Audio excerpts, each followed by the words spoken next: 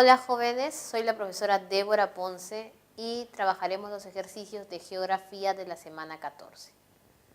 En este caso nosotros tenemos la segunda parte de lo trabajado en la semana 13, que vendrían a ser actividades económicas. En este caso, encaminadas al sector secundario y terciario.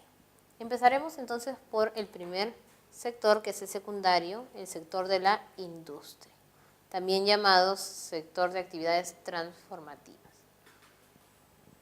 En el caso de la industria, nosotros la vamos a encontrar en el Perú distribuida en diferentes sectores. Por ejemplo, tenemos nosotros la industria derivada de la minería,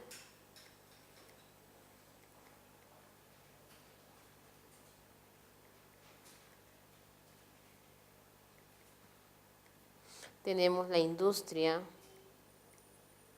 derivada de la agricultura y ganadería,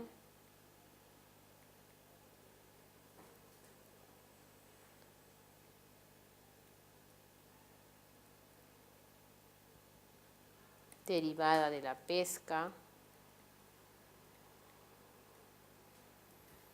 tenemos la industria farmacéutica. En este caso, la que deriva de las actividades primarias, como son agricultura, ganadería, pesca, lo que vendría a ser el sector farmacéutico, le llamamos también industria ligera.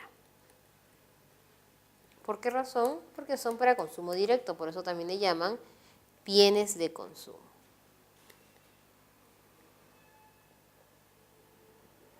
En cambio, lo que es derivado de la minería, especialmente el sector de la metalmecánica, lo podemos dividir en dos maneras.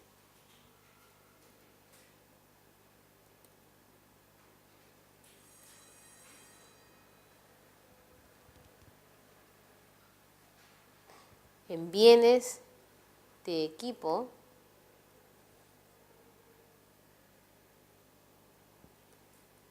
¿por qué razón? Porque también nosotros en este caso utilizamos estos derivados de la minería para la construcción. Vamos a entrar a tallar en lo que vendría a ser la derivada de la minería.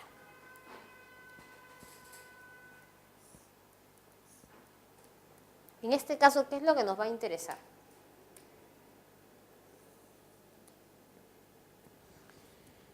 Por ejemplo, la relación que existe entre la siderúrgica y la metalmecánica.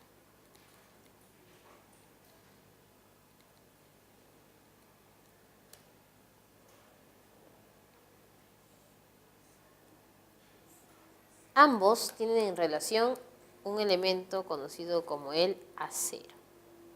La siderúrgica va a fabricar este acero, mientras que la metalmecánica va a tener el acero como materia prima.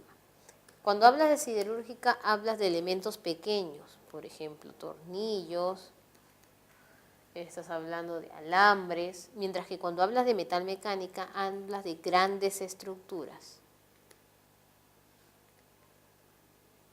Puentes, estás hablando de planchas metálicas y maquinarias.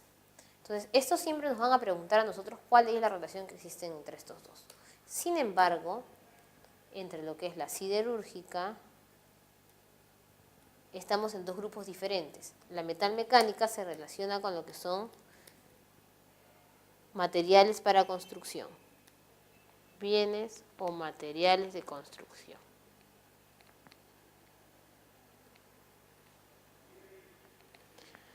Estos de aquí, que es metalmecánica y bienes o materiales de construcción, es lo que inicialmente le habíamos llamado bienes de equipo. Pero, como sabemos nosotros que la siderúrgica es la base de la anterior, entonces tiene que ser la siderúrgica de la mano con la metalúrgica. La materia prima de la segunda, que es bienes de equipo, entonces nosotros le vamos a llamar a esta pesada o base. ¿Por qué base? Porque es la materia prima de la que continúa, que es la de equipo. En este caso, entonces, lo que nosotros tenemos que ubicar es de qué estamos hablando en cada una de ellas, ¿no? En siderúrgica y metalmecánica está fácil. En pesada o base que tenemos nosotros, metalúrgica, estaríamos hablando de lo que son derivados de minerales como el cobre, oro, plata, en fabricación de alambres o diferentes utensilios. Y en el caso de lo que son materiales de construcción, recordemos todo lo que se utiliza para construir una casa. Cemento, cementeras, ladrillos, entre otros.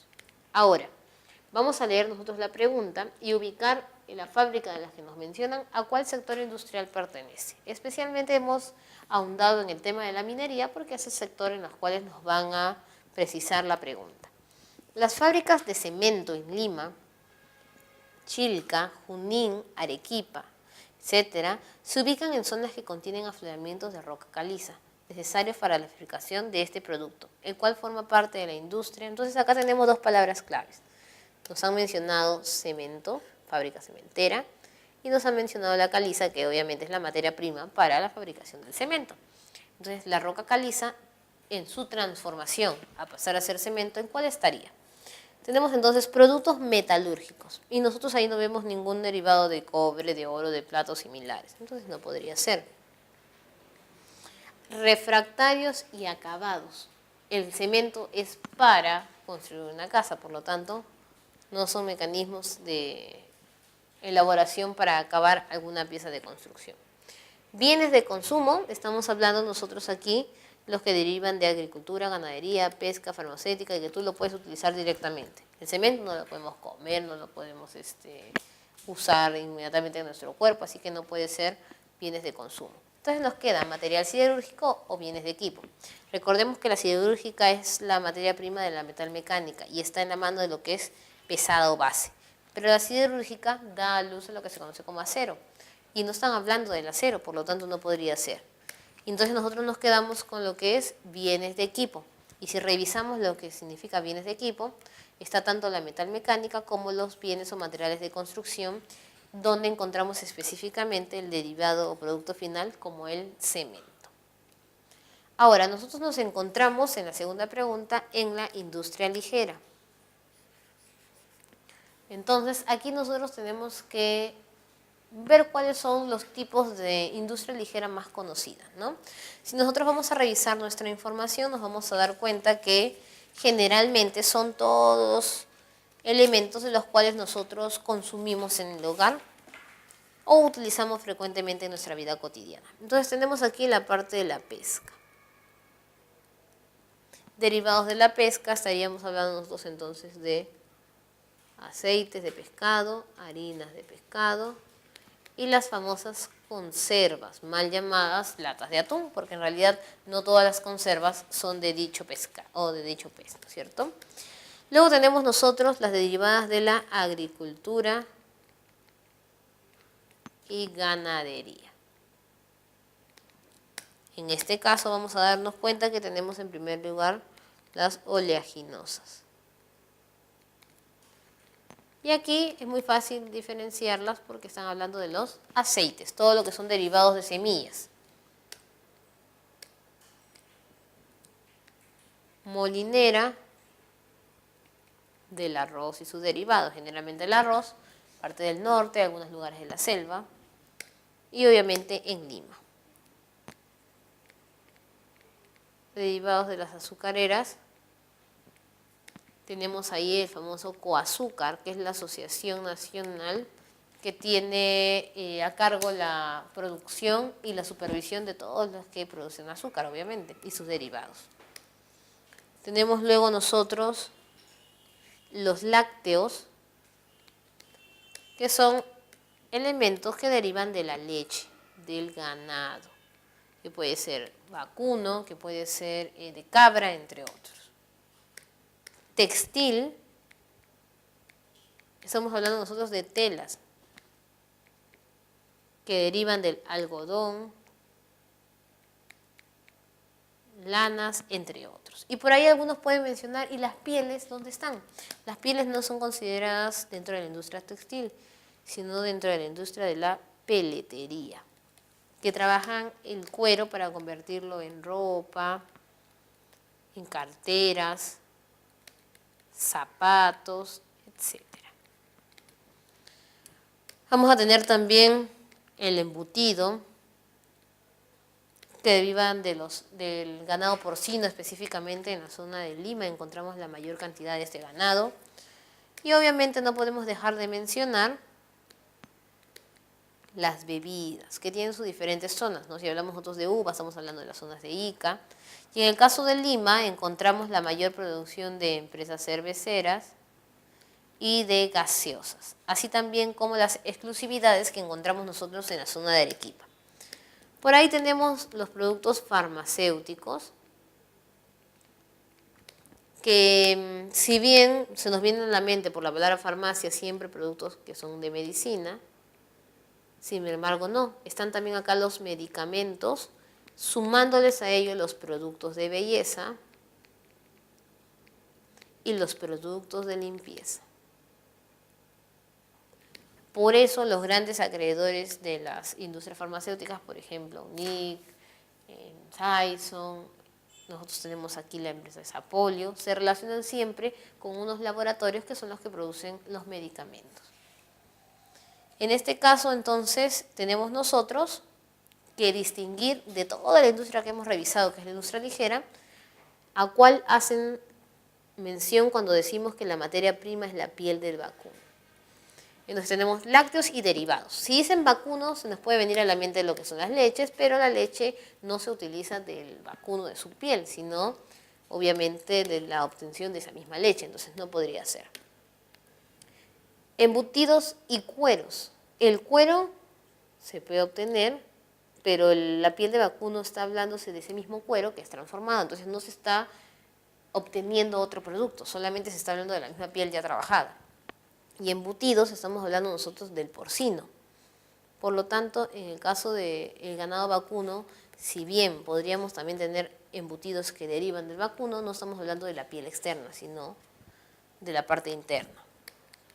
Carne deshidratada. Generalmente le llamamos nosotros carne deshidratada a la que es trabajada por sal, por la acción de la sal. Y estos normalmente corresponden a los auquénidos, por ejemplo, el charqui, la chalona, entre otros.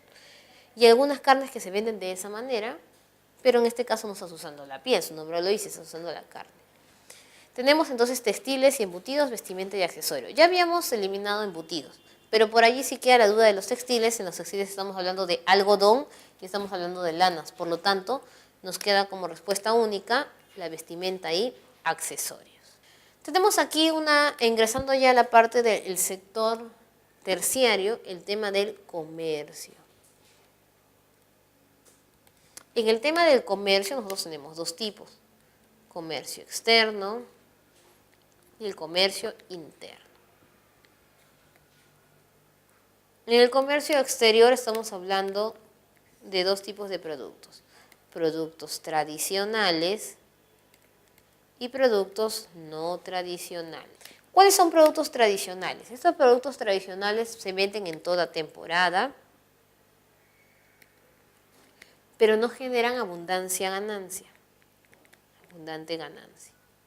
¿Por qué razón? Porque en este caso los tradicionales siempre se venden, entonces el precio como que ya disminuye y además tienen una amplia competencia. Los no tradicionales son productos exclusivos de algunas temporadas, pero a la hora que se venden generan una mayor ganancia. Sin embargo, nuestra economía no se sustenta por ventas exclusivas, sino de los dos, logrando tener el mayor ingreso de divisas entre ambas ventas. En el caso del interno, estamos hablando nosotros de cómo comercializamos al interior del país. Tenemos aquí mercados, grandes almacenes, conocidas también como tiendas por departamento,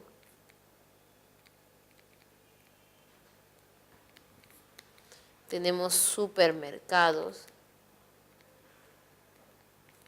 y tenemos el comercio ambulante. En el caso de mercado lo podemos dividir en dos, mercado mayorista y mercado minorista. El mercado mayorista se relaciona con la venta directa a locales menores, pero también abre para el público general. Y minoristas estamos hablando de tiendas pequeñas a las cuales nosotros acudimos. Grandes almacenes o tiendas por departamento se nos pueden venir a la mente, por ejemplo, Ripley, Saga Falabella. ¿Y por qué razón? Se le llama tiendas por departamento porque cada sector de dichas tiendas vende un producto diferente. Supongamos ropa para niños, productos para el hogar, muebles, ropa para adultos. Y cada uno de estos sectores tiene sus propias cajas de ingreso monetario. Por eso se le llama grandes tiendas por departamento o grandes almacenes. Los supermercados, estamos hablando nosotros de lugares en los cuales generalmente se vende comida o derivados de estos alimentos y uno lo puede comprar en diferentes sectores. Sin embargo, tiene que acudir a las cajas para pagar. Ahí tienes Plaza Vea, Vivanda, tenemos otros metros, Totus. Y lugares donde vamos a encontrar los grandes almacenes y los supermercados son los famosos centros comerciales. La venta ambulante o el comercio ambulante lo podemos dividir también en lo que nosotros le llamamos formal e informal. Ambulante se llama porque está en movimiento. El formal es generalmente las carretillas autorizadas por ventas de la municipalidad. Venden desayuno o similares. E informal es aquellos que se paran fuera de los mercados a hacer venta sin tener un puesto en el cual se paguen los impuestos.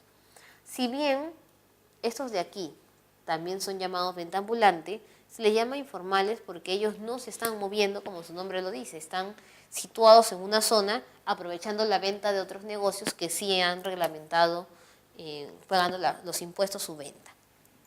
En este caso entonces vamos a leer una pregunta que hace alusión a dicho comercio. Acerca del tema de actividades económicas en el Perú, los espacios urbanos son escenarios importantes cuando cuentan con mayor cantidad de población y niveles de ingreso. Estás hablando de zonas urbanas, por lo tanto, generalmente las capitales de los lugares. Y en este caso las zonas de Lima, ¿no es cierto?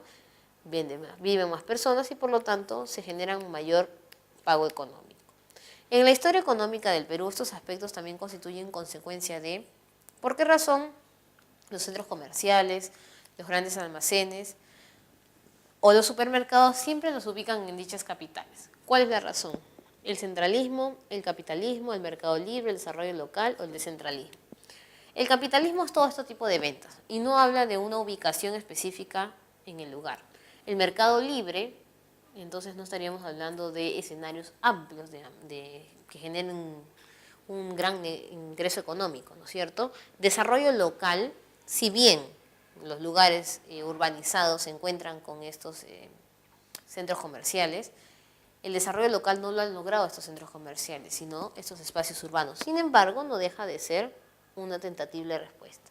Entre centralismo y descentralismo, si fuera descentralizado podríamos encontrar estos centros en diferentes lugares del Perú, sean o no sean las capitales, cosa que no se da. Por lo tanto, tendríamos también como una tentativa el centralismo.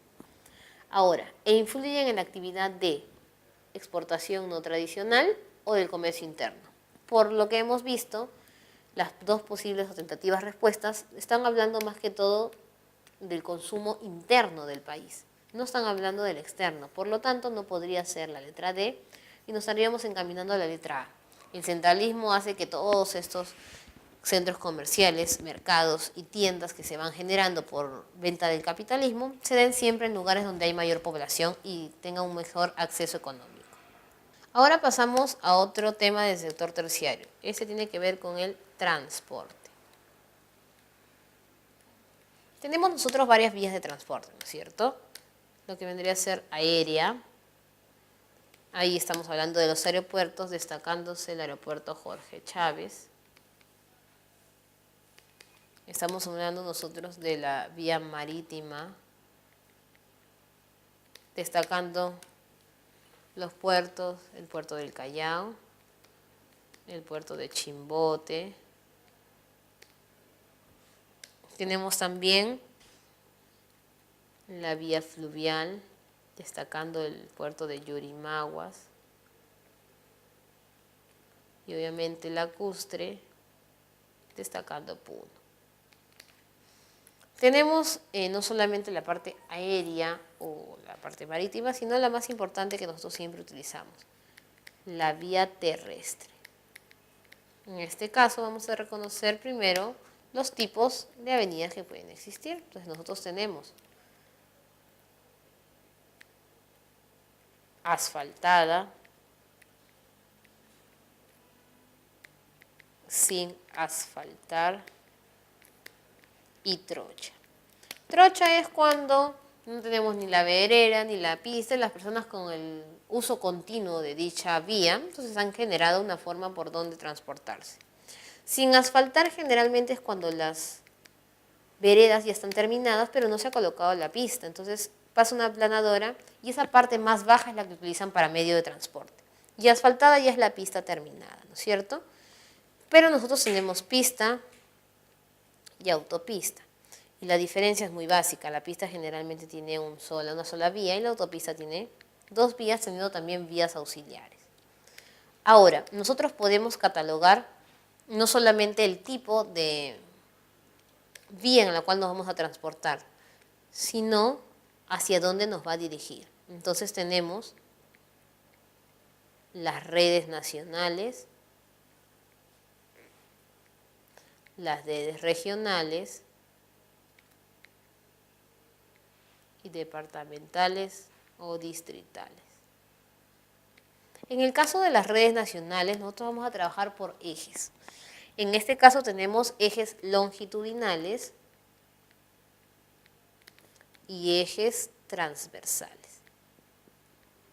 Le llaman ejes longitudinales porque pasan por toda una región. Vamos a nosotros dividirlo en las tres regiones naturales que más conocemos: costa, sierra y selva, es decir, las tradicionales, no en las de Pulgar Vidal ni Antonio Braque. Entonces, vamos a dar nosotros a luz a dichas carreteras que pasan por cada una de ellas. En la costa pasa la Panamericana.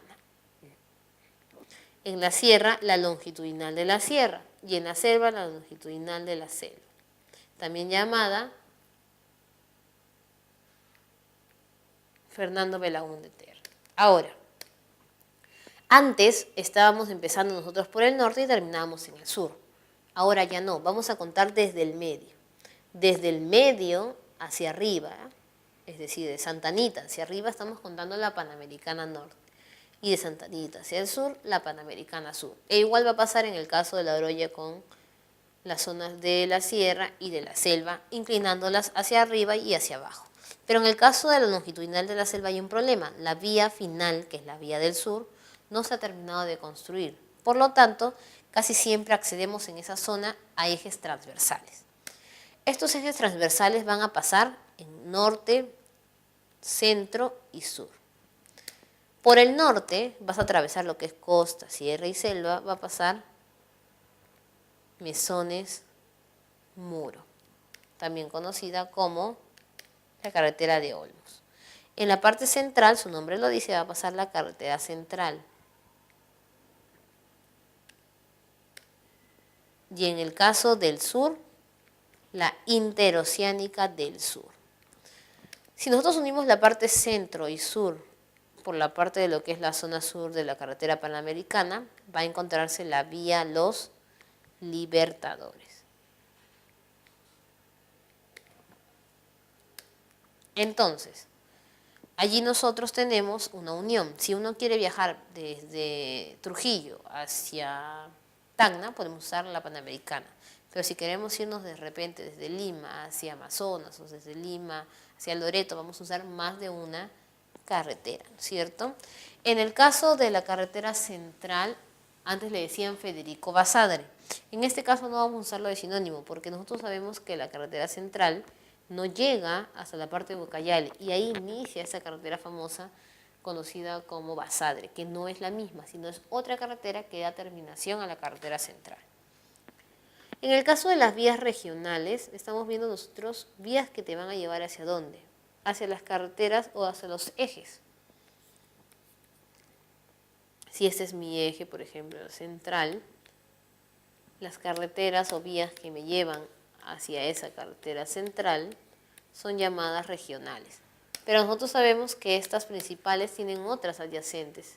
Cuando nosotros vivimos tomamos varias avenidas y luego pistas secundarias. Estas son llamadas la red departamental o distrital. Y sin olvidarnos, tenemos nosotros también otro transporte que es la parte del ferrocarril. Casi ya siempre he utilizado el ferrocarril para el transporte de minerales. Tenemos obviamente el ferrocarril del centro-sur. En el caso del centro, que llega hasta la parte de La Oroya. En el caso del sur, que vamos a encontrar nosotros el ferrocarril turístico, el único que vendría a ser el que nos lleva a Machu Picchu. Y el otro que nos lleva hacia los departamentos también para extracción de minerales. Y si hablamos de vías modernas, ya no estaríamos hablando de ferrocarriles en sí.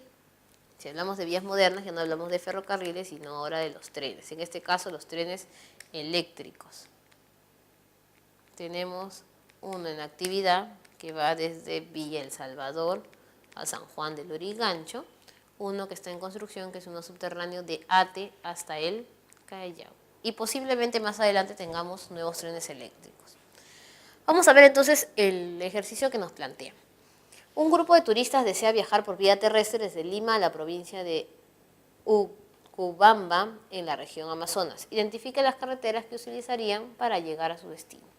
Entonces vamos a trazarnos nosotros, recordando Tumbes, Lima, Tacna, Amazonas, San Martín, por acá está Cajamarca, Loreto, Ucayali y Madre de Dios. Entonces esta persona está aquí, en Lima. Para llegar podría pasarse de frente transversal, por ejemplo, ir en la carretera central y luego subir por la longitudinal de la sierra. Entonces nosotros vamos a buscar Central, Olmos y Corral Quemado. ¿Cuál es el problema? Que Olmos y Corral Quemado es la que nosotros también le llamamos a la Manuel Mesones Muro. Entonces no vas a estar por la central y luego vas a ir al norte. Tendrías que utilizar una longitudinal. No puede ser. Entonces, si estamos en Lima, tenemos que pasar a la longitudinal de la sierra. Tenemos que haber utilizado alguna ruta. No hemos usado ninguna ruta. Entonces no podríamos llegar primero ahí.